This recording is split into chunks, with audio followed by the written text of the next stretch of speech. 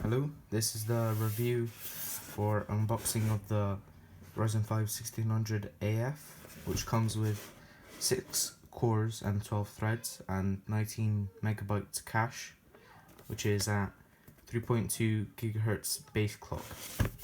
It comes with a Wraith cooler, which has pre-applied thermal paste, and there's the CPU AF version, and right as you open it, there's the instructions on how to install the CPU and the cooler.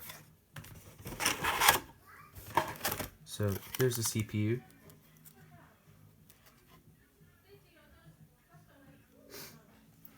and there should be a sticker, but I've already used it. So, and make sure you don't open it before the build, otherwise you could damage it. And here's the cooler.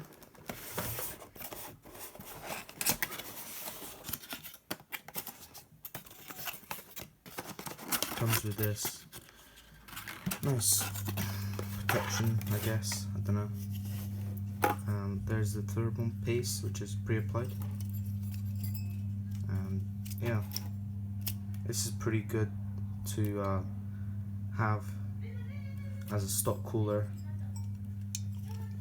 And yeah, that's about it. Thank you for watching. Subscribe. Thank you. Bye.